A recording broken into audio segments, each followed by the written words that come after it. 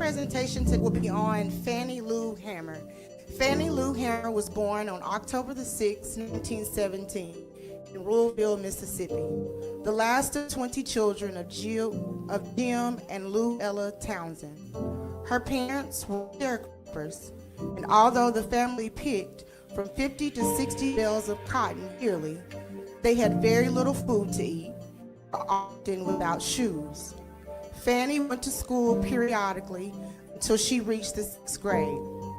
She rose from humble beginnings in the Mississippi Delta to become one of the most important, passionate, and powerful voices of the civil rights and rights movements. She was a leader in the efforts for greater economic opportunities for African Americans. She was the co-founder and vice chairwoman of the Mississippi Freedom Democratic Party to help secure more equal representation of blacks in Mississippi politics. The party was successful in seating the all-white Democratic Party in 1968.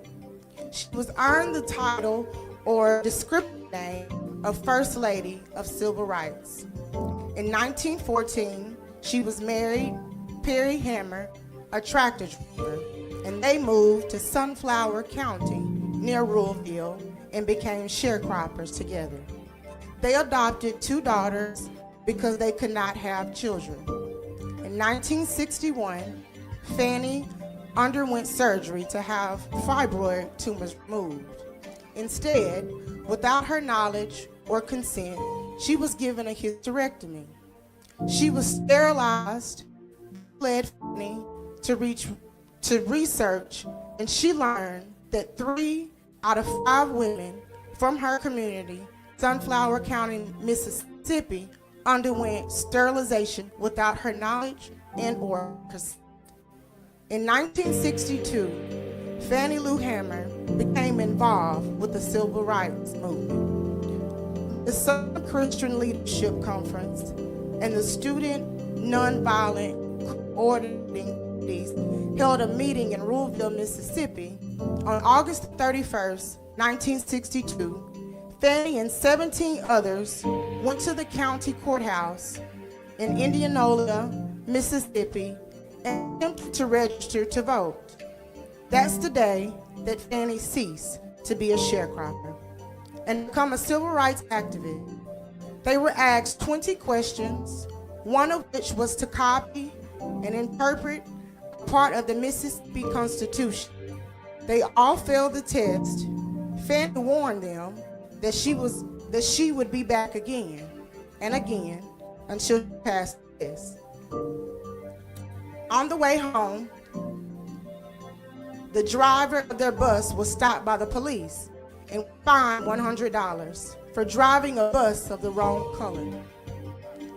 When she reached home, her employer, plantation owner, advised her that we are not ready for this in Mississippi.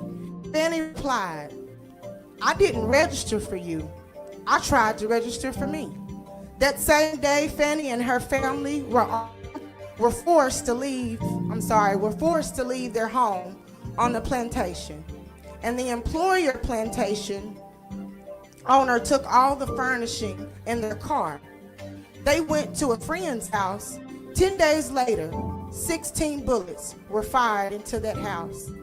Despite the violence that was a reaction to Courageous Act, once Fannie had decided to take control of her own life, nothing would stop her.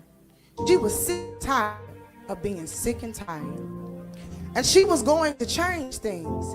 She joined a group of civil rights activists and quickly became a leader who organized an aggressive strategy to change Mississippi race political system. Fannie Lou's life became a living hell. She was hunted like a dog, shot at, cursed at, and abused by angry mobs of white men. On January the 10th, 1963, Fannie passed her voter registration test. Returning home, she was arrested by policemen who told her, "We are going to make you wish you were dead." Fannie recalled they ordered 2 black prisoners to beat me until they were exhausted. My body was hard and it seemed dead. I got this blood clot in my left eye and sight is nearly gone in it. My kidney was injured from the blows given to my back. Later, she overheard the police officers plotting to kill her. Word of her mistreatment reached Dr. Martin Luther King Jr., who demanded her immediate release. Fannie and her friends were carried out of jail bloody, bruised, and unconscious by Andrew Young and James Bevel. Fannie refused to let this horrid, brutal experience deter her. In 1964, Fannie, who was an articulate and forceful speaker, became the first black woman from the 2nd District of Mississippi to run for Congress. Also, in 1964, she co-founded the Council of Federated Organizations, which recruited Northern white students to protest the treatment of African Americans in the South. The name of the Mississippi Freedom Democratic Party was actually changed to the Mississippi Loyalist Democratic Party. In 1968, the Credentials Committee granted the MLDP its rightful seat at the National Democratic Convention held in Chicago. Fannie received a standing ovation as she took her seat. Subsequently, she received speaking invitations from across the nation. In 1970, Fannie received the first of several honorary doctorate degrees. Over time, she received many awards and citations. Realizing a lifelong dream, Fannie Lou Hamer raised over $1 million for Sunflower County, and she also established a 680-acre complex, Freedom Farmer Cooperative, to house and feed the poor of all races. She later founded the Fannie Lou Hamer Daycare Center for the children of working mothers. Fannie Lou Hamer died on March the 14th, 1977, from breast cancer and high blood pressure. The state of Mississippi passed a resolution praising and commending her life and her struggle for human dignity.